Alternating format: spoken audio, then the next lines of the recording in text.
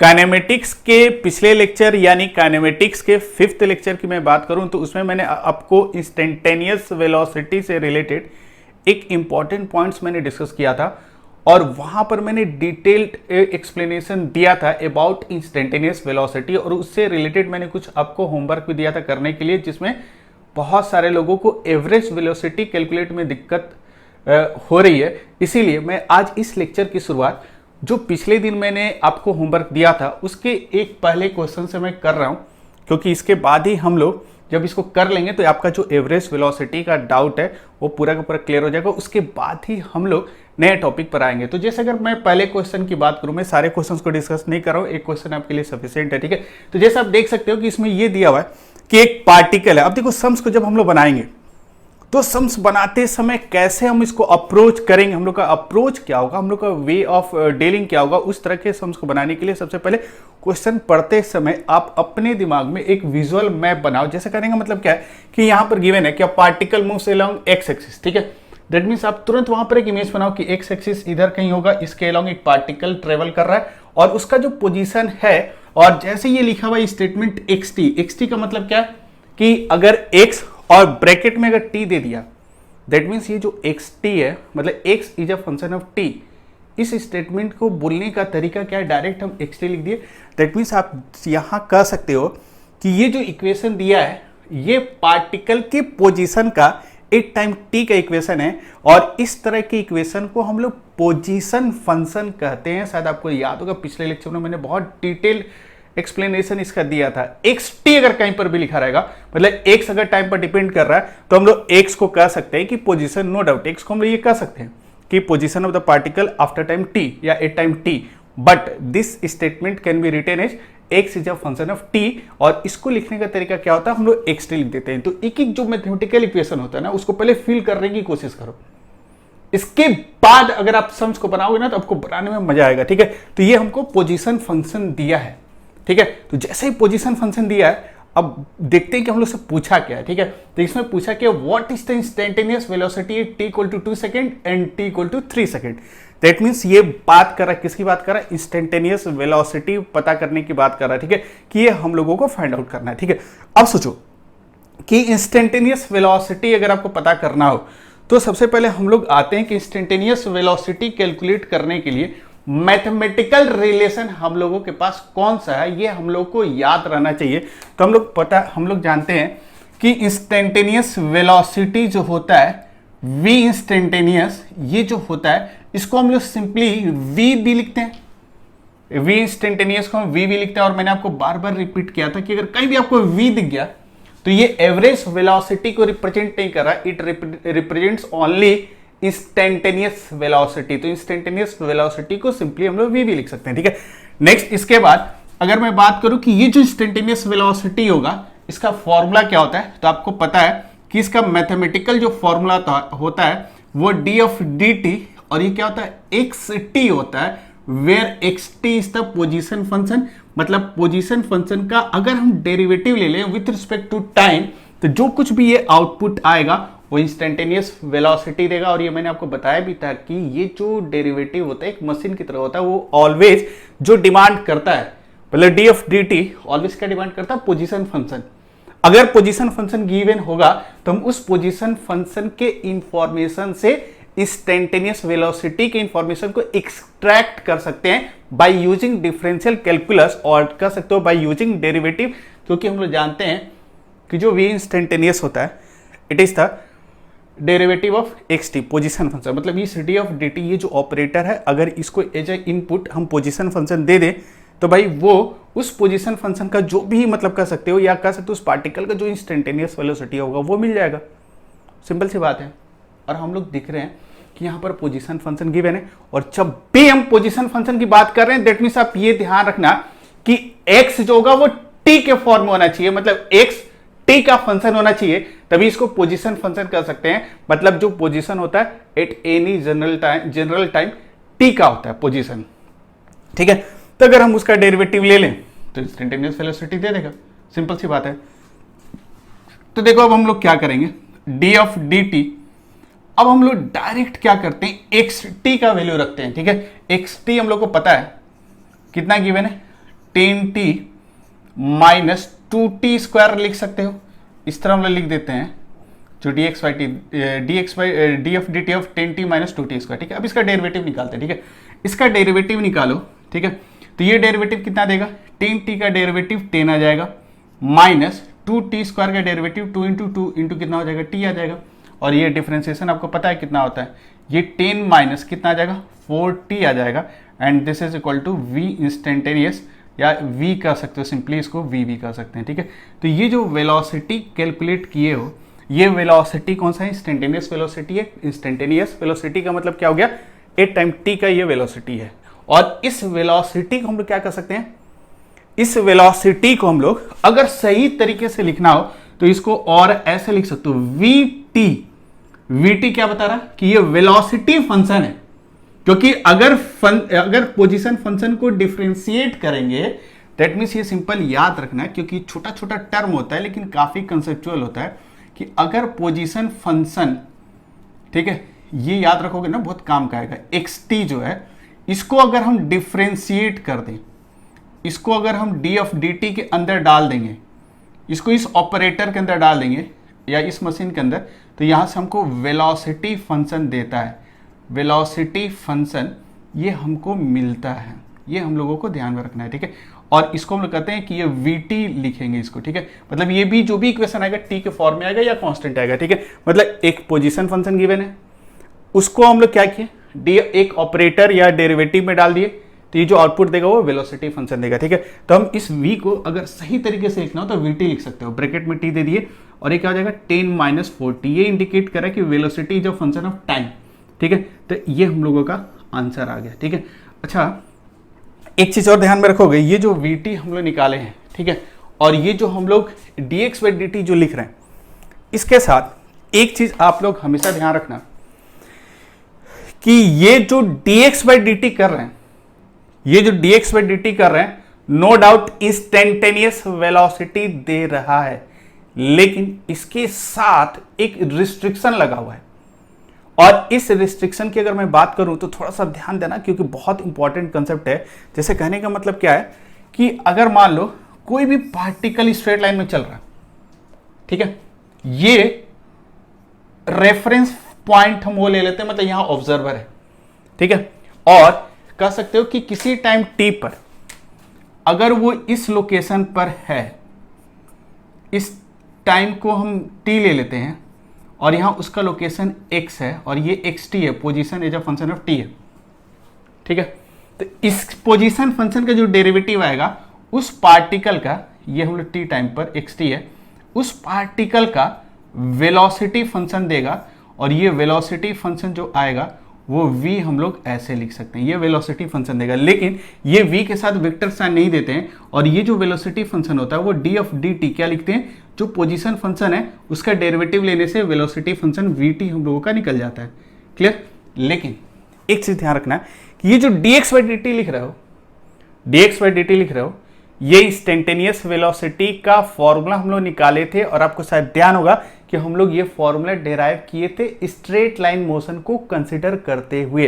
That means अगर ये particle straight line में मूव किया और किसी t टाइम पर उसका पोजीशन फंक्शन गिवन है, position of the particle given है, तो उस पोजीशन फंक्शन से इंस्टेंटेनियस वेलोसिटी कैसे निकालेंगे, जो d ऑफ dt है उसमें xt डाल देंगे, जो आउटपुट आएगा वो इंस्टेंटेनियस आएगा। लेकिन ये जो dx बाई dt कर रहे थे, this is only valid for straight line motion, मतलब ये इंस्टेंटेनियस वेलोसिटी का फॉर्मूला तो है, दैट मीन्स कह सकते हो ये for straight line motion, for straight line motion, for straight line motion के लिए इक्वेशन डिराइव किए हैं। ये इसलिए मैंने आपको रिमाइंड कराया कि ये जो dx बाई dt जब भी लिखोगे, ये ध्यान रखना कि इंस्टेंटेनियस वेलोसिटी दे रहा, नो डाउट। लेकिन यहां पर एक कंडीशन हम लोग ये लेके चल रहे थे कि जो पार्टिकल है ना वो स्ट्रेट लाइन में ट्रेवल कर रहा था, तब हम v इंस्टेंटेनियस क्या लिख रहे हैं, dx बाई dt लिख रहे हैं। लेकिन अगर ये 1D मोशन था, लेकिन अगर ये x एक्सिस के लॉन्ग नहीं चलता, x एक्सिस के लॉन्ग अगर नहीं चलता और ये 2D या 3D मोशन शो करता, जैसे मान लो कि कर्व में ट्रेवल करता है, एक सर्कल में ट्रेवल करता है, तब वहां पर v इंस्टेंटेनियस का फॉर्मूला ये वाला यूज नहीं कर सकते हो। जैसे फॉर एग्जांपल, ये मैं आपको आगे भी बताऊंगा, लेकिन अभी थोड़ा सा ये ध्यान रखना कि सपोज करो एक पार्टिकल इस तरह इस पाथ में ट्रेवल कर रहा है, ठीक है, ये इस पाथ में ट्रेवल कर रहा है, ठीक है, ये y एक्सिस है और ये x एक्सिस है, और ये जो पार्टिकल है y और x एक्सिस प्लेन में मूव कर रहा है, तो इस तरह के मोशन को हम लोग क्या बोलेंगे, 2D मोशन कहेंगे, क्योंकि अगर प्लेन का जो मोशन होता है that is called 2D motion. और 2D मोशन की अगर मैं बात करूं और यहां पर आपसे पूछा कि ये बताओ कि पार्टिकल का पोजीशन क्या होगा किसी टाइम t पर, तो हम लोग करते क्या है, जैसे मान लो यहां पर इसको थोड़ा ऐसे ड्रॉ करते हैं, क्योंकि ये थोड़ा सा डिफरेंस आप लोग याद रखोगे, ठीक है, क्योंकि बहुत इंपॉर्टेंट कंसेप्ट है। जैसे मान लो कि ये पार्टिकल किसी टाइम t पर यहां है, तो उसका पोजीशन जो वेक्टर होता है, इस पोजीशन को t टाइम पर जो उसका पोजीशन होगा, this is represented as rt, और ये rt वेक्टर होता है। जैसे हम यहाँ xt लिख रहे हैं, तो xt और rt में कोई डिफरेंस नहीं है। xt हम जो नोटेशन है, it is used for only straight line motion, और जो rt हम ले रहे हैं वो xt का ही काम कर रहा है, वो भी पोजीशन फंक्शन है। लेकिन कंडीशन r जो टर्म है ये हमको रिमाइंड करा रहा है, r जो टर्म ये रिमाइंड करा कि पार्टिकल स्ट्रेट लाइन में मूव नहीं कर रहा, लेकिन x वाला जो टर्म हम यूज करें ये रिमाइंड करा रहा है कि पार्टिकल किधर मूव कर रहा है, एक स्ट्रेट लाइन मोशन में मूव कर रहा है या अलोंग x एक्सिस मूव कर रहा है, ठीक है। जबकि दोनों का फंडामेंटल कंसेप्ट वही है, क्योंकि शायद आपको याद होगा कि जब मैं आपको इंस्टेंटेनियस वेलोसिटी का कंसेप्ट बता रहा था, तो वहां पर मैंने पूरा कंडीशन ये लिया था, स्ट्रेट लाइन मोशन का ही लिया था। तो यहां जब हम पोजीशन फंक्शन की बात करते हैं, तो यहां पर हम लोग किसको लेते हैं, xt की बात करते हैं। तो xt की अगर हम बात कर रहे हैं, तो ये बाय डिफॉल्ट आपको ये कंसिडर करके चलना होगा कि दिस xt मतलब जो नोटेशन है, it represents that the particle is moving in a straight line motion. लेकिन अगर xt की जगह rt अगर हम लिख दिए, इसका मतलब समझोगे ये हमको इंडिकेट कर रहा है, ये जो नोटेशन है, ये नोटेशन rt जो है, ये इंडिकेट कर रहा है कि पार्टिकल 2D मोशन या 3D मोशन में ट्रेवल कर रहा होगा। सिंपल सी बात है, ठीक है। अगर मैं आपसे यहां पूछूं, अगर मैं यहां आपसे पूछूं कि ये बताओ कि इस पॉइंट पर पार्टिकल का वेलोसिटी कितना होगा, इंस्टेंटेनियस वेलोसिटी कितना होगा, और वहां पर अगर आप ये फॉर्मूला यूज करते हो, थोड़ा सही से समझना। पहली बात कि xt में हम वेक्टर नोटेशन नहीं दे रहे हैं, क्योंकि स्ट्रेट लाइन में पार्टिकल चलता है, तो वहां वेक्टर का कंसेप्ट आप ला सकते हो, नहीं भी लाओगे तो कोई दिक्कत नहीं है, नो डाउट कोई दिक्कत नहीं है। जबकि हमको पता कि पोजीशन इज अ वेक्टर, लेकिन हम स्ट्रेट लाइन मोशन में ये हम लोगों के साथ कह सकते हो कि बहुत ज्यादा कन्वीनियंस होता है कि हम डायरेक्शन नहीं भी शो करेंगे तो हमको कोई दिक्कत नहीं होगा, वो कह सकते हो स्केलर की तरह बिहेव करता है वेक्टर, लेकिन बिहेवियर इसका कैसा है, स्केलर की तरह है। इसलिए हम ज्यादा वॉदर नहीं करते हैं डायरेक्शन को लेकर, जब particle only straight line motion में या 1D मोशन शो करता है तब। क्लियर, ठीक है। तो कहने का मतलब क्या है कि ये जो वेलोसिटी है, ये जो dx और dt लिख रहे हैं, ये किसके लिए, स्ट्रेट लाइन मोशन के लिए। लेकिन अगर मैं बात करूं कि यहां पर rt ले लिए, तो ये मैंने आपको अभी बताया कि rt ये बता रहा है कि ये मोशन 2D भी हो सकता है और 3D भी हो सकता है। बस ये जो r और x का जो रिप्रेजेंटेशन है, ये हम लोग बस अपने आप को रिमाइंड कराने के लिए यूज करते हैं कि भाई अगर स्ट्रेट लाइन में मूव करेगा तो हम इसी r को x ले लेंगे, लेकिन अगर 2D और 3D मोशन शो करेगा, जैसे यहां पर मैंने 2D मोशन लिया है, तो इस x को हम r से रिप्लेस कर देंगे, जबकि दोनों का फंडामेंटल कंसेप्ट एक ही है। xt भी एक पोजीशन वेक्टर है और rt भी एक पोजीशन वेक्टर है। बस rt हम लोग यूज करते हैं किसके लिए, 2D और 3D मोशन के लिए, और xt यूज करते हैं हम लोग 1D मोशन यानी स्ट्रेट लाइन मोशन, और कह सकते हो कि x एक्सिस के अलॉन्ग मोशन हो उसके लिए यूज करते हैं। क्लियर। अब देखो, और मैंने एक चीज और भी आपको बताई थी कि यहाँ वेक्टर इसमें कोई इंपॉर्टेंट रोल प्ले नहीं करता है, तो ये xt हम लोग इसलिए वेक्टर नहीं देते, लेकिन जब 2D और 3D आएगा ना, r के ऊपर आपको एरो का नोटेशन देना होगा, क्योंकि ये वेक्टर क्वांटिटी होता है। यहां भी वेक्टर है, लेकिन स्ट्रेट लाइन मोशन के लिए वेक्टर का कोई बहुत ज्यादा सिग्निफिकेंस नहीं होता है, इसीलिए हम लोग वेक्टर वाला फॉर्मेट लेके नहीं चलते, इसको एज ए स्केलर ट्रीट करते हैं, ठीक है। लेकिन इनके सब 2D और 3D मोशन, आप r के ऊपर से एरो हटा दोगे तो सारा का सारा कुछ गलत हो जाएगा, ठीक है। इसलिए ये हमेशा ध्यान रखोगे कि फॉर, यहां लिख ही देते हैं 2D और 3D motion, 3D motion of the particle of the particle जो xt होता है it can be replaced by rt, और दोनों क्या है, पोजीशन फंक्शन है। ठीक है, ठीक है, xt is replaced by rt, इसको लिख ही देते हैं, xt is replaced by rt। किससे रिप्लेस हो जाएगा, rt से। ठीक है, और ये जो नोटेशन है ध्यान रखना कि dx बाई dt, ये मैंने आपको बताया था कि स्ट्रेट लाइन मोशन लेकर इसको इंस्टेंटेनियस को हम लोग कैलकुलेट किए थे, और ये इंस्टेंटेनियस के लिए कैलकुलेट किए थे। तो जब dx by dt, sorry, instantaneous velocity निकाले थे स्ट्रेट लाइन मोशन के लिए, लेकिन अगर मान लो कोई 2D और 3D मोशन पार्टिकल शो करेगा, तब आप क्या करोगे, तब क्या ये फॉर्मूला यूज करोगे वहां पर? अगर मैं आपसे कहूं कि ये बताओ कि पार्टिकल अभी इस पाथ को फॉलो कर रहा है, this is the trajectory of the particle और पाथ ऑफ द पार्टिकल, ये जो पाथ है और ट्रेजेक्टरी है वो स्ट्रेट लाइन मोशन नहीं है, और ये जो पाथ है एक प्लेन में लाई कर रहा है, और कौन सा प्लेन है, एक्स वाई प्लेन है। दैट मींस पार्टिकल ट्रेवल करेगा तो उसका एक्स कोऑर्डिनेट भी चेंज करेगा और वाई कोऑर्डिनेट भी चेंज करेगा, जेड चेंज नहीं करेगा क्योंकि ये एक्स वाई प्लेन में है। ठीक है, plane motion is a 2D motion. ठीक है, तो हम लोग 2D मोशन ही सिंपल ले रहे हैं। ठीक है, अगर मैं आपसे बात करूं, देखो ये छोटी छोटी बातें हैं लेकिन काफी कंसेप्चुअल है, और एक बार मेहनत करोगे ना, मैं सच बता रहा हूं आपको, पूरे मैकेनिक्स में आपको कहीं दिक्कत नहीं आएगी, क्योंकि इन्हीं सब चीजों का बार बार रिपीटेशन है। ठीक है, तो अगर मैं बात करूं कि ये इक्वेशन अगर हम लोग यूज कर रहे हैं तो ये किसके लिए वैलिड है, ये वैलिड है स्ट्रेट लाइन मोशन के लिए। लेकिन अगर मैं बात करूं कि ये बताओ कि फॉर 2D और 3D के लिए हम लोग इस रिलेशन को, इंस्टेंटेनियस वेलोसिटी का फॉर्मूला कौन सा यूज करेंगे। ठीक है, तो हम लोग कह सकते हैं कि फॉर 1D मोशन हम लोग इंस्टेंटेनियस वेलोसिटी जो होता है, इंस्टेंटेनियस वेलोसिटी फंक्शन जो होता है v वेक्टर जो होता है, वो dxt ऑफ dt लिखते हैं। क्लियर, कोई दिक्कत, यहां तक कोई दिक्कत नहीं है। ये रिमाइंड करा रहा है, x जो नोटेशन है ये रिमाइंड करा रहा है कि ये जो वेलोसिटी हम किसके लिए यूज कर रहे हैं, हम लोग यूज कर रहे हैं स्ट्रेट लाइन मोशन के लिए। ठीक है, लेकिन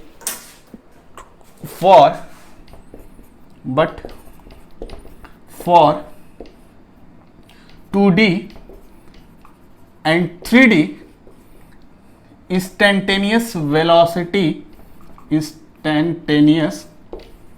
वेलोसिटी जो आएगा वो इंस्टेंटेनियस वेलोसिटी कितना आएगा पता है, उसको हम लोग लिख सकते हैं, क्या लिखोगे कि v वेक्टर हो जाएगा, ध्यान रखना v वेक्टर।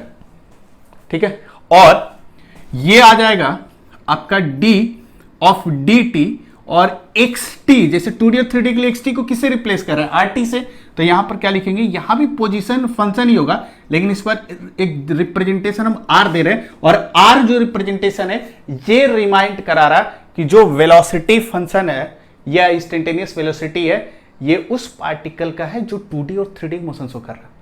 लेकिन ये वाला रिप्रेजेंटेशन या नोटेशन क्या रिमाइंड करा रहा है कि ये जो इंस्टेंटेनियस वेलोसिटी है या उस पार्टिकल का है जो स्ट्रेट लाइन में चल रहा है।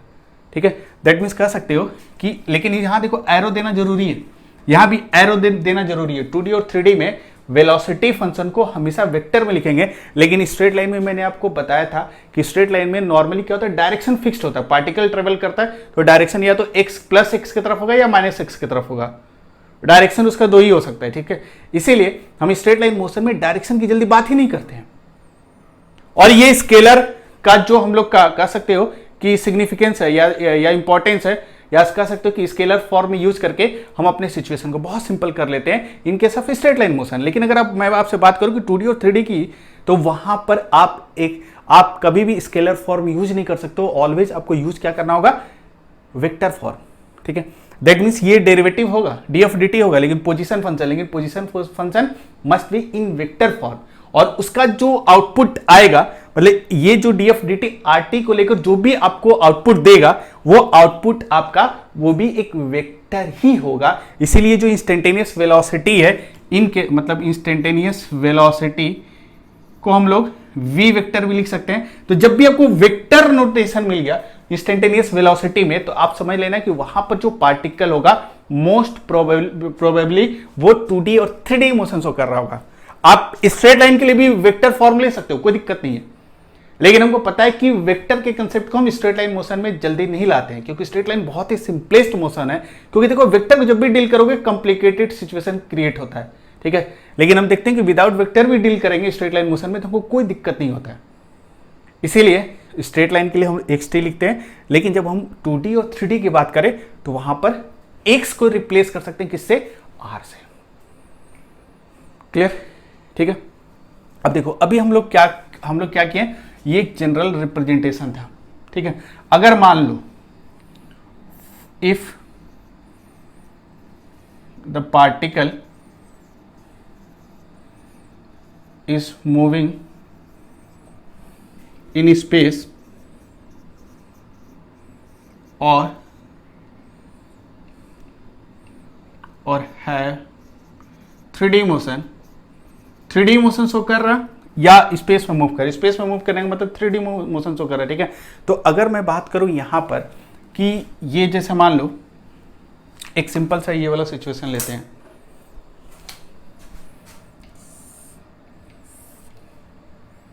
ये मान लो इस तरह का कुछ 3D मोशन है, ये y भी है, x है और z भी है, ठीक है। और पार्टिकल किसी टाइम t पर यहां पर है, ठीक है। अगर यहां पर होगा t टाइम पर तो इसका पोजीशन वेक्टर क्या हो जाएगा, r आ जाएगा, rt लिख सकते हैं। अच्छा इस पॉइंट p का कोऑर्डिनेट क्या होगा, x y z होगा। अगर मान लो हम पोजीशन वेक्टर की बात करें, अगर कोऑर्डिनेट भी तो जब तीनों एक्सिस ड्रॉ कर लिए 3D मोशन है तो डेफिनेटली इस पार्टिकल के इस लोकेशन पर 3 कोऑर्डिनेट होगा, x होगा, y होगा और क्या होगा, z होगा। अब देखो क्या करते हैं, अब अगर आपसे कोई कहे कि ये बताओ कि इंस्टेंटेनियस वेलोसिटी कितना होगा, तो आप इंस्टेंटेनियस वेलोसिटी इस केस का बताना है, कैसे लिखोगे, तो आप कहोगे इंस्टेंटेनियस वेलोसिटी वेक्टर जो होता है this is equal to d, ऐसे डायरेक्ट लिख सकते हैं, v इंस्टेंटेनियस क्या होगा in case of 3D, d of dt होगा। और फिर क्या करोगे, पोजीशन फंक्शन जो है, पोजीशन वेक्टर, पोजीशन फंक्शन का मतलब जो उस पार्टिकल 3D मोशन शो कर रहा है उसका t टाइम का जो पोजीशन होगा उसकी मैं बात कर रहा हूं, ठीक है।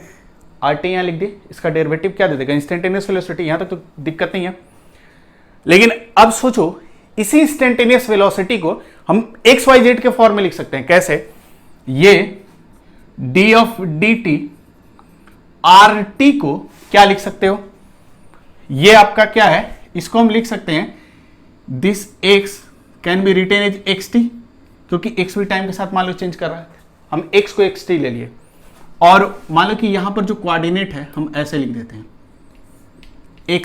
xt मतलब position of the x position या x coordinate of the particle at time t, और ये yt लिख सकते हैं, इसको zt लिख सकते हैं। पहले सिंपल एक्स वाई जेड को टी के फॉर्म में लिख दिया, मतलब वो तीनों टाइम पर डिपेंड कर रहा है, ठीक है। तो यहां पर आर टी को क्या लिख सकते हैं, आर को लिखा जा सकता है X T I cap Y T J cap plus Z T K cap, ऐसे लिख सकते हैं। सिंस आर वेक्टर क्या होता है एक्स आई कैप, ये तो वेक्टर में बहुत पढ़े हो, जेड के कैप, ऐसे लिख सकते हैं। That means this R can be replaced by this whole term, ठीक है। अब देखो यहां से क्या लिखेंगे, यह आ जाएगा D X T of D T I cap plus D of D T Y T J cap plus D Z T D T K cap, ठीक है। क्लियर, ये इंस्टेंटेनियस वेलोसिटी ये मिल गया। अब देखो यहां पर क्या हो जाएगा, dx ऑफ dt, ये भी ये जो रेट ऑफ चेंज है या मान लो xt का डेरिवेटिव है, ये क्या देगा, वेलोसिटी ही ना देगा भाई। लेकिन ये जो x का डेरिवेटिव है, ये देखो xt क्या है, पोजीशन फंक्शन है x के लॉन्ग का, ये क्या था, एक जनरल पोजीशन फंक्शन था, ये x के लॉन्ग का पोजीशन फंक्शन का डेरिवेटिव क्या देगा, और rate of change of x क्या देता है, वेलोसिटी ही देता है। लेकिन इसका नाम क्या देंगे पता है, vx i cap, this can be written as vx, क्योंकि ये जो x जो डेरिवेटिव होगा वो जो कुछ भी आउटपुट देगा वो vx होगा, वो भी इंस्टेंटेनियस वेलोसिटी होगा, लेकिन क्या होगा x के लॉन्ग का, this is called x component. समझ में आ रहा है, ये इंस्टेंटेनियस वेलोसिटी क्या टोटल है, यहां अगर हम लिखें तो ये v इंस्टेंटेनियस उस पार्टिकल का टोटल है, लेकिन टोटल वेलोसिटी वेक्टर क्या आ जाएगा, vx i कैप इसका, प्लस dy बाई dt को क्या लिख सकते हो, vy लिख सकते हो, this is called y component, ठीक है, j कैप प्लस ये क्या हो जाएगा vz k cap.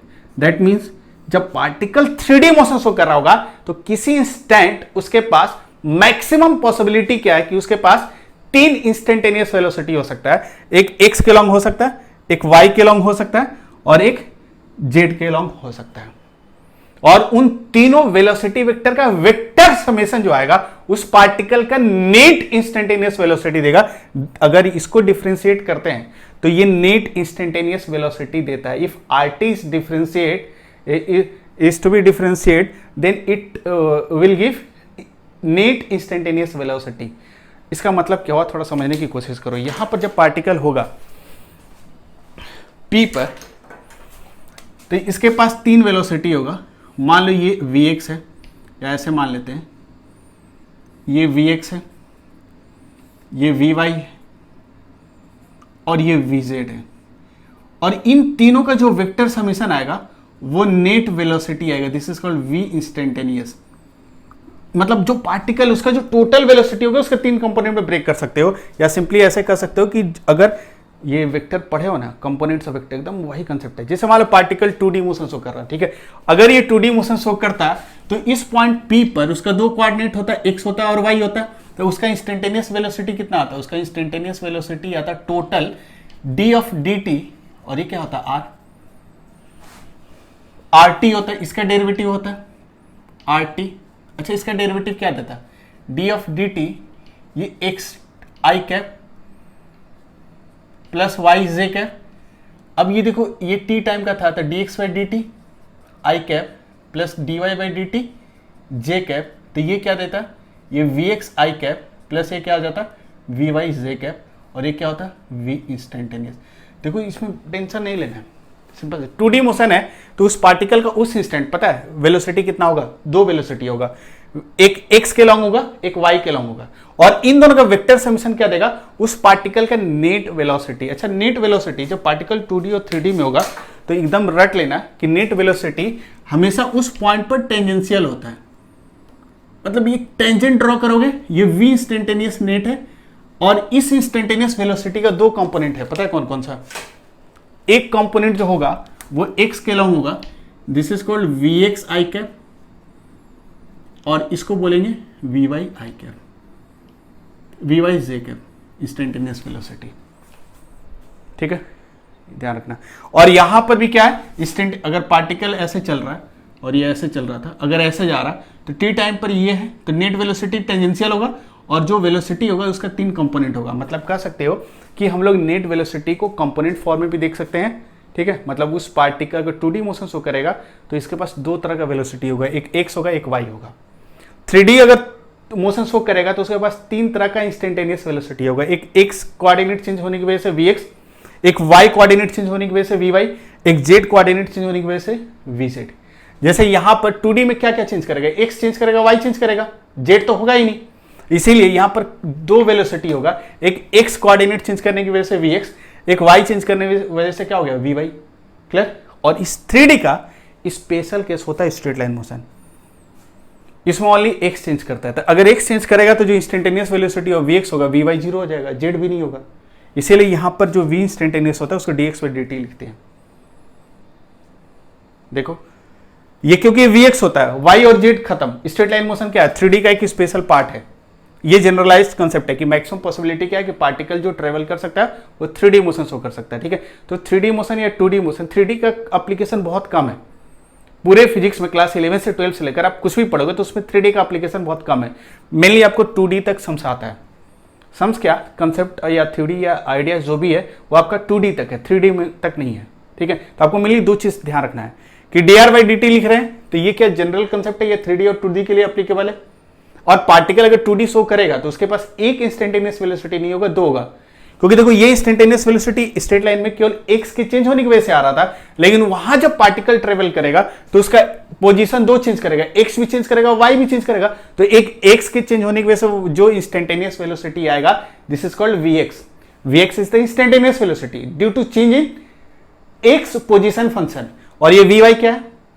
Instantaneous velocity along y direction, और ये किसकी वजह से आ रहा है? Due to change in y function. ठीक है, तो कहने का मतलब ये 2D में होगा तो उसका दो इंस्टेंटेनियस वेलोसिटी होगा, एक x के लॉन्ग और एक y के लॉन्ग, और इन दोनों का जो रिजल्टेंट होगा that is called v instantaneous. और वो जो v इंस्टेंटेनियस होगा वो नेट वेलोसिटी होगा, इंस्टेंटेनियस नेट इंस्टेंटेनियस वेलोसिटी। इस v इंस्टेंटेनियस को हम लोग कह सकते हैं net instantaneous velocity and it is the vector sum of two instantaneous velocity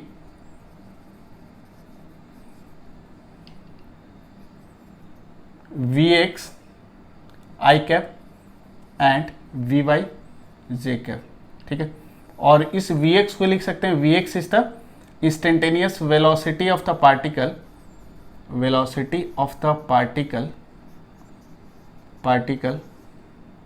along x axis, और सिमिलरली आप लोग vy लिख लेना कि instantaneous velocity of the particle along y axis, ठीक है। तो हम लोग को मेनली 1D और 2D में फोकस करना रहता है। तो एक्चुअली ये जो पूरा जो थ्योरी अभी पढ़े हो, इसको हम लोग जो इंपॉर्टेंट पॉइंट्स देख रहे थे इंस्टेंटेनियस वेलोसिटी का, ये सेकेंड पॉइंट में इसको इंक्लूड कर सकते हैं। ये सेकेंड पॉइंट हम लोगों का हो गया, इस क्वेश्चन को भी इंक्लूड कर लेना। और ये जो पूरा जो डिस्कशन है इसको थोड़ा सा ध्यान से समझना। थोड़ा सा आपको कष्ट हो सकता है क्योंकि ये थोड़ा सा आपके लेवल का तो अभी नहीं है। अगर नहीं भी समझ में आया है तो कोई दिक्कत नहीं, मेरे ख्याल से समझ में तो आ जाएगा, बहुत आसान है। बस केवल ध्यान क्या रखना है कि xt और rt का एग्जैक्ट मतलब क्या है। rt is used for 2D and 3D और xt जो है बाय डिफॉल्ट हमको पता है कि स्ट्रेट लाइन मोशन के लिए ही यूज किया जाता है। और ये x component of velocity vector होता है और पार्टिकल जब x के लॉन्ग चलता है तो केवल x होगा, y और z नहीं होता, इसीलिए यही नेट इंस्टेंटेनियस वेलोसिटी के बराबर आता है, ठीक है।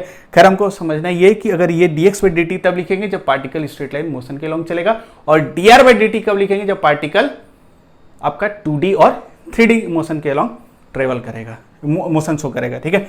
तो ये थोड़ा सा कंसेप्ट आप ध्यान में रखोगे, ठीक है। तो ये वाला आप सेकेंड पॉइंट में डाल सकते हो, जो इंपॉर्टेंट पॉइंट्स हम लोग इंस्टेंटेनियस वेलोसिटी का पढ़ रहे थे उसके सेकेंड पॉइंट में आप इसको डाल सकते हो, ठीक है। लेकिन अभी भी ये क्वेश्चन हम लोग का कंप्लीट नहीं हुआ। तो एक तरह से हम लोग कह सकते हैं कि ये जो इंस्टेंटेनियस वेलोसिटी वेक्टर का जो कंसेप्ट है हम लोगों ने 1D में देखा, 2D में और 3D में, ठीक है।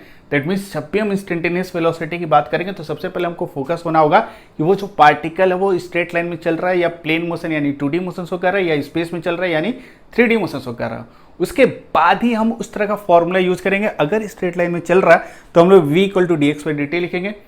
2D में अगर ट्रेवल करें या 3D में तो v equal to dr by dt हम लोगों को लिखना ही पड़ेगा, ठीक है। क्लियर।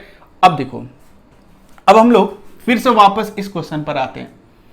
इस क्वेश्चन से हम लोग कुछ नया कंसेप्ट सीखे हैं, ठीक है, इंस्टेंटेनियस वेलोसिटी वेक्टर को लेकर कि कैसे हम लोग 2D और 3D में इंप्लीमेंट करेंगे, ठीक है। लेकिन अब हम लोग का जो सिचुएशन दिया हुआ था कि इंस्टेंटेनियस वेलोसिटी निकालना था t इक्वल टू 2 और t इक्वल टू 3 सेकंड पर। और पिछले लेक्चर में भी मैंने आपको बताया था कि जब भी एक पर्टिकुलर इंस्टेंट पर इंस्टेंटेनियस वेलोसिटी पूछेगा तो सबसे पहले हम वेलोसिटी फंक्शन निकालते हैं, मतलब टाइम के फॉर्म में इसको कैलकुलेट करते हैं, तब t इक्वल टू 2 और t इक्वल टू 3 पुट करते हैं। ये तो आपको अच्छी तरह से याद होगा। ये नहीं कि t 2 और 3 इसमें x में पुट कर देंगे और फिर उसको डेरिवेटिव लेंगे, ऐसा गलती कभी मत करना, क्योंकि जो पोजीशन फंक्शन को ये डेरिवेटिव लेता है एज ए इनपुट, ये पोजीशन फंक्शन को लेगा, और पोजीशन फंक्शन का मतलब position of the particle at time t, ठीक है। अब निकालते हैं ए नंबर जो क्वेश्चन कह रहा था, इसमें कह रहा ए पार्ट में t इक्वल टू 2 पर at t equal to 2 second पर इसका वेलोसिटी निकालते हैं। तो इसका वेलोसिटी कितना आ जाएगा, v2 equals to 10 minus instantaneous velocity vt, ये फॉर्मूला हम लोग मिल गया है, 10 माइनस 4t, 4 इंटू टी का वैल्यू 2 पुट कर देंगे तो ये 10 माइनस 8 हो जाएगा और ये कितना हो जाएगा 2 मीटर पर सेकेंड, ठीक है। तो ये वेलोसिटी निकल गया t इक्वल टू 2। नेक्स्ट देखो at t equal to 3 second पर, ठीक है, तो ये कितना आ जाएगा v3 इक्वल्स टू, इसमें पुट कर देंगे 10 माइनस 4 इंटू 3, तो कितना आ जाएगा -2 मीटर पर सेकेंड, ठीक है। तो यहाँ देखो वेलोसिटी पॉजिटिव आ रहा है और यहाँ वेलोसिटी क्या आ रहा है, निगेटिव आ रहा, ठीक है। तो ये पॉजिटिव और निगेटिव क्या आएगा, मतलब ये होता क्या है, पॉजिटिव और निगेटिव क्यों आया, इसका एग्जैक्ट सिग्निफिकेंस क्या है, इसके बारे में हम लोग इसके बाद वाले पॉइंट में डिस्कस करेंगे, ठीक है। लेकिन अभी फिलहाल इतना ध्यान रखो कि इंस्टेंटेनियस वेलोसिटी पॉजिटिव भी आ सकता है, निगेटिव भी आ सकता है और जीरो भी आ सकता है। अगर मान लो कि पोजीशन हम लोग पिछले लेक्चर में भी देखे थे, ये जीरो भी आ सकता है, ठीक है। दैट मीन्स एक कंक्लूजन निकल गया कि इंस्टेंटेनियस वेलोसिटी पॉजिटिव भी हो सकता है, नेगेटिव भी हो सकता है और जीरो भी हो सकता है, ठीक है। क्लियर। अब देखो क्या करेंगे, अब हम लोग बी वाले पार्ट पर आते हैं, जिसको लेकर बहुत लोग कंफ्यूज हैं कि एवरेज वेलोसिटी कैसे निकालेंगे। ठीक है, तो ये स्ट्रेट लाइन मोशन का इंस्टेंटेनियस वेलोसिटी जो था वो हम लोग इस तरह कुछ कैलकुलेट कर सकते हैं। अब देखो, एवरेज वेलोसिटी की अगर मैं बात करूं तो इसको हम लोग कैसे फाइंड आउट करेंगे। ठीक है, तो एवरेज वेलोसिटी का कंसेप्ट शायद आपको अच्छे तरीके से याद होगा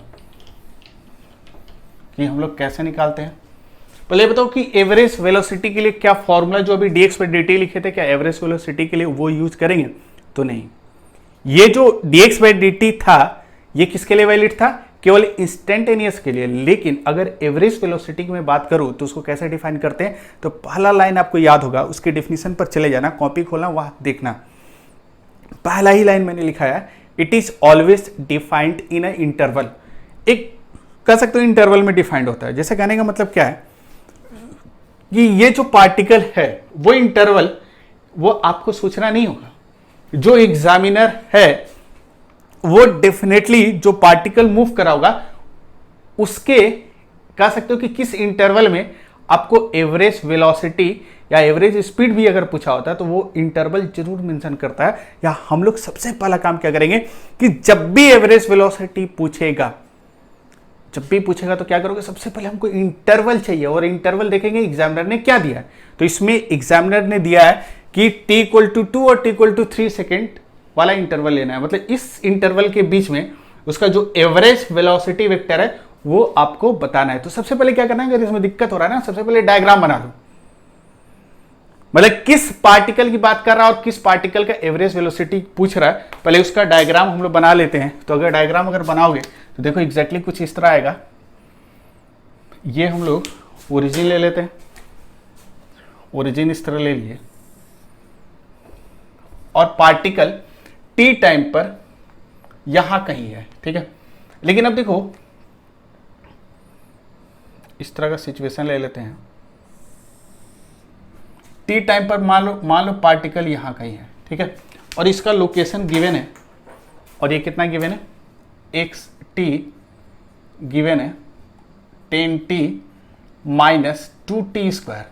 ठीक है, लेकिन ये जो पोजीशन x है ये आपका टी टाइम का गिवन है। ठीक है, लेकिन हमको इस इंस्टेंटेनियस से मतलब नहीं है, हमको एवरेज पूछा है। ठीक है, लेकिन पहले जो दिया हुआ है वो हम लोग ड्रॉ कर लेते हैं कि एक पार्टिकल चल रहा होगा और विथ रिस्पेक्ट टू ओरिजिन या फिक्स्ड ऑब्जर्वर उसका लोकेशन टी टाइम पर कितना xt है, और हम लोग से एवरेज जो पूछा है ना, पहले वो उस स्ट्रेट लाइन मोशन पर उस इंटरवल को पहले प्लॉट करो। तो देखो अब हम लोग करते क्या है, एकदम सेम वही स्ट्रेट लाइन मोशन कंसिडर कर रहे हैं, और ये हम लोग इंटरवल लेते हैं कब का, t=2 का। तो ये जो लाइन है t=2 सेकेंड ले लेते हैं, और एक पॉइंट हम ले लेते हैं t=3 सेकेंड। ठीक है, अब हमको पता चल गया कि पार्टिकल इस इक्वेशन को फॉलो करके ट्रेवल कर रहा है, अलग अलग इंस्टेंट पर उसका अलग अलग पोजीशन है। लेकिन हम लोग से पूछा क्या है कि जब t2 और 3 के बीच में उसका एवरेज वेलोसिटी कितना होगा, ये हम लोगों से पूछा है। तो जो इंटरवल चाहिए था वो हम लोगों को मिल गया, क्योंकि अगर एवरेज वेलोसिटी फाइंड आउट करना हो तो इंटरवल सबसे पहले हमको सोचना जरूरी है।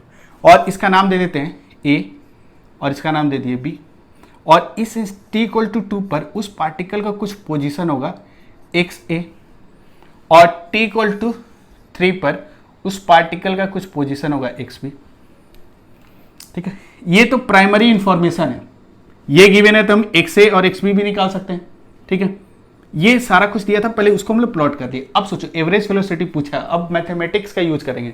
ये हम लोगों का कह सकते हो जो कुछ था, ये डायग्राम हम लोग उस सिचुएशन का प्लॉट कर लिए कि इस इंटरवल में हम लोगों से पूछा है, और इस इंटरवल में कौन सा फॉर्मूला लगेगा एवरेज वेलोसिटी का, तो एवरेज वेलोसिटी का फॉर्मूला dx/dt नहीं लगेगा। क्या होता है, total displacement by total time. और एक चीज हमेशा ध्यान रखना कि यहां पर जो एवरेज वेलोसिटी का फॉर्मूला हम लोग यूज करेंगे, v एवरेज वेलोसिटी, इसका दो फॉर्मूला होता है। ये एक होता है ∂x/∂t, लेकिन ये तभी यूज करेंगे only for straight line motion. इससे हमको बेनिफिट क्या होता है कि हमको वेक्टर का जो दिक्कत है ना वो खत्म हो जाता है। बहुत बड़ा मतलब सहूलियत मिलता है, बहुत आराम मिलता है हम लोगों को। अगर हम वेक्टर को हटा दें तो हम स्ट्रेट लाइन मोशन के लिए average velocity, total displacement, del X is the total displacement और डेल टी क्या, टोटल टाइम, ठीक है। और एक फॉर्मूला होता है V average equals to delta R by del T, लेकिन इसके साथ आर का मतलब आपको तुरंत क्लियर हो जाना चाहिए। अभी मैंने आपको बताया था आर का मतलब क्या है, it is valid for, this definition is valid for 2D और 3D मोशन। और जब 2D और 3D की बात करोगे तो एवरेज वेलोसिटी वेक्टर होता है, तो एरो देना होगा और इस पर एरो देना होगा। और इसी फॉर्मूला से हम लोगों ने बहुत स्ट्रेट लाइन मोशन के सम्स को भी बनाया था। इसके 2-3 लेक्चर पहले जब एवरेज वेलोसिटी की मैं बात कर रहा था तो वहां पर मैंने जितना भी सम्स किया था इससे बनाया था। लेकिन अब आप क्या कर सकते हो कि इस चीज को अवॉइड करने के लिए, क्योंकि हम डायरेक्शन यूज नहीं करना चाहते हैं, तो अगर हमको पता है कि स्ट्रेट लाइन मोशन है तो हम इस फॉर्मूला को इस फॉर्मेट में लिख सकते हैं। और इस फॉर्मेट में लिखने का मतलब क्या है कि this is valid for only straight line motion. Ultimate इससे जो भी आंसर निकलेगा और इससे जो भी आंसर निकलेगा, दोनों से सेम आंसर निकलेगा। इसीलिए हम करते क्या कि जब हमको पता है कि स्ट्रेट लाइन मोशन हो रहा है तो उस केस में हम लोग वेक्टर नोटेशन यूज नहीं करते हैं, आर वाला फॉर्मेट यूज नहीं करते हैं। चाहे वो इंस्टेंटेनियस हो, चाहे आपका एवरेज आप कैलकुलेट करो, आप हमेशा स्ट्रेट लाइन मोशन के लिए ये वाला फॉर्मेट यूज करो, del X by del T, ठीक है। अब देखो, अब हम लोग क्या करते हैं, del X by del T निकालते हैं। तो यहां से V average, del X by del T का मतलब क्या है, ये है कि टोटल लिया गया टाइम, मतलब सबसे पहले इसको कैलकुलेट करने इंटरवल लिखना होगा। हम लोग कौन सा इंटरवल ले रहे हैं, ए बी। तो इस ए बी इंटरवल में हमको एवरेज चाहिए, तो del X by del T, where del X is the displacement और कह सकते हो final position minus initial position. Del X का मतलब चेंज इन एक्स। तो इस इंटरवल ए बी में, ए बी इंटरवल में ये नहीं लिखोगे ना तो यहां गलती कर जाओगे। तो इस ए बी इंटरवल में चेंज इन एक्स कितना होगा, X final minus X initial. मतलब ए बी इंटरवल में बी फाइनल है, B can be considered as a final location and A is considered as a initial, क्योंकि हर interval का अपना एक इनिशियल होगा, एक फाइनल होगा। दैट मीन्स ये क्या होगा, एक्स फाइनल मतलब एक्स बी का मतलब position of the particle at location B, और इनिशियल का मतलब एक्स ए, ठीक है। तो ये position of the particle at A, इन दोनों का जो डिफरेंस होगा that is called del X. और इसको हम लोग क्या कहेंगे, डेल टी। टोटल टाइम कितना लिया, मतलब ए टू बी जाने में टाइम कितना लिया, तो ए से बी तक जाने में ये वाला टाइम इंटरवल कितना होगा, यहां से यहां तक 2 सेकेंड है, यहां से 3 सेकेंड है।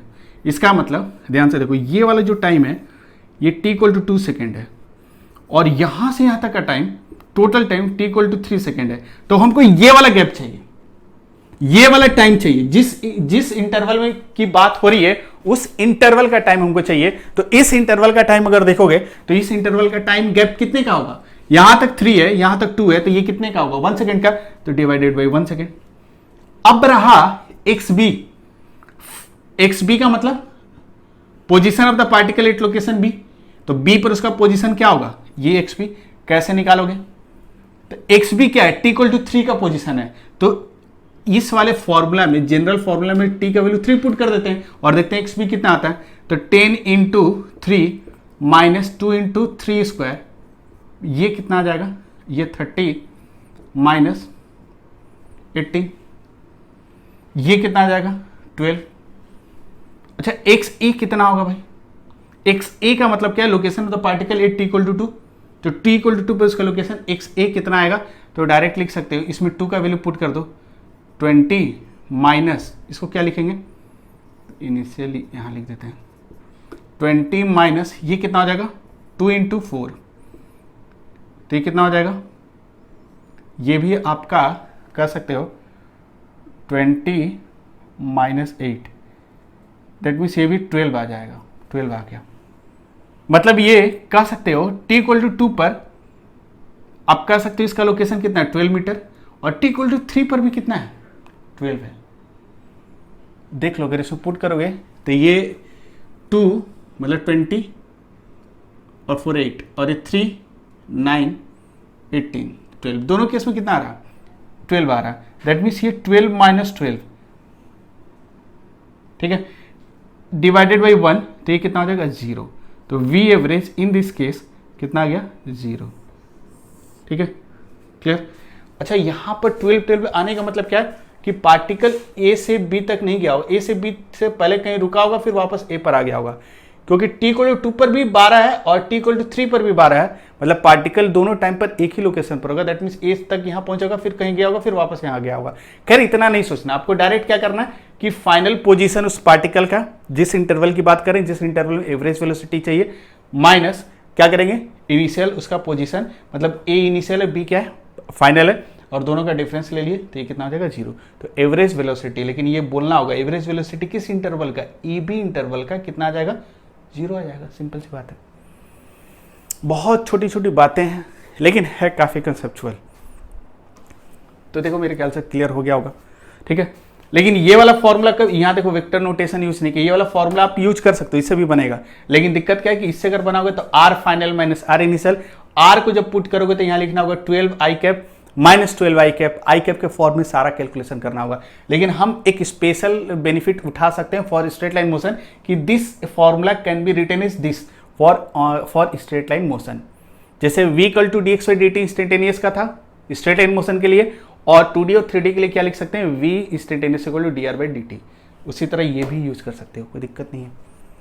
3D और 2D आ गया तब आप ये वाला यूज करना, वेक्टर यूज करना कंपलसरी हो जाएगा।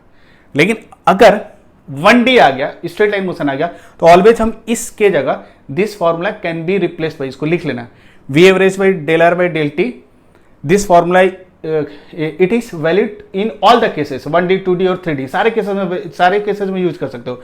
But this formula v del X by del T is only valid for straight line motion. और सिंपली और एक लाइन लिख लेना कि this formula can be replaced by this formula, मतलब v del R by del T can be replaced by v average del X by del T for straight line motion. मतलब straight line motion के लिए हम इसका benefit उठाएंगे, ठीक है, इसको यूज नहीं करेंगे। इससे भी वही आंसर आता, ठीक है। तो इस तरह हम लोगों ने एवरेज वेलोसिटी निकाल लिया, ठीक है। तो ये ध्यान रखना, इसीलिए मैंने इसको डिस्कस कर दिया कि अब इसमें आपको डाउट एकदम नहीं आना चाहिए, क्योंकि मेरा पढ़ाने का एक ही मोटिव होता है, एक सिंगल डाउट भी अगर आ गया अगर किसी भी टॉपिक में किसी भी चैप्टर में, तो वो चैप्टर आपका पूरा का पूरा बेकार हो गया। फिर वो पढ़ो या मत पढ़ो, कोई आपको फायदा देने वाला नहीं है। क्योंकि सोचो अगर इसी कंसेप्ट से रिलेटेड अगर समझ आ गया अगर एग्जाम में, और आपने पूरी चैप्टर में मेहनत की है, लेकिन अगर इस कंसेप्ट आपका पूरा खराब है तो आपको हर टॉपिक में दिक्कत आएगा, और कोई नया समझ आ गया तो आप उसको अपने से तो नहीं बना पाओगे, ठीक है। इसीलिए अभी थोड़ा सा टाइम दो आप लोग अपने कंसेप्ट को पूरा सॉलिड करने में। जहां भी दिक्कत होती है तुरंत बोल दिया करो सर हमको यहाँ दिक्कत हो रही है, ठीक है। तो उन सारी चीज़ों को मैं पूरे डिटेल में एक्सप्लेन करने की कोशिश करूंगा, ठीक है। क्योंकि बहुत लोग फिजिक्स की बुक की बात कर रहे थे, और सच बता रहा हूँ फिजिक्स की कोई ढंग की किताब नहीं है। आपके बोर्ड लेवल की किताब जो लिखी गई है, जो ऑथर लिखे हैं, उनके पास कुछ नॉलेज नहीं है। आप एक बार उठा के देखना, कुछ भी लिख दिए हैं। और कुछ ऐसे अच्छे बुक्स भी हैं जैसे रेस्निक हेलिडे, यूनिवर्सिटी फिजिक्स, ये सारे बुक अच्छे हैं, लेकिन क्या है कि आपके सिलेबस के अकॉर्डिंग नहीं लिखा गया, आपके IIT-JEE के अकॉर्डिंग नहीं लिखा गया, आपके नीट के अकॉर्डिंग नहीं लिखा गया। इसीलिए हमको तो खुद बहुत ज़्यादा मेहनत करना पड़ता है कि उन सारे कंटेंट को मिलाकर आपके लिए एक कंटेंट तैयार करना पड़ता है, जिससे आपको सारी चीज़ एक सिंप्लीफाइड वे में मिले। हाँ, अगर आपको बुक की जरूरत तब नहीं पड़ेगी जब एक एक लाइन को अगर आप एज अ नोट्स अगर सही से बनाते हो, एक एक लाइन को नोट्स में अपने सही से लिखो। आपको सच बता रहा हूँ, बुक की कोई जरूरत नहीं पड़ेगी, क्योंकि फिजिक्स का भी ढंग से कोई बुक नहीं लिखा गया है। इसीलिए बहुत सारे बच्चे को बहुत ज़्यादा दिक्कत होता है, कोई ढंग का प्रॉपर बुक नहीं है। इसीलिए मुझे एक एक चीज़ आपको बहुत डिटेल में बतानी पड़ती है, और एक एक चीज़ आपको बहुत लिख कर बतानी पड़ती है, ठीक है। तो मेरे ख्याल से एवरेज वेलोसिटी का कंसेप्ट आपका क्लियर हो गया होगा।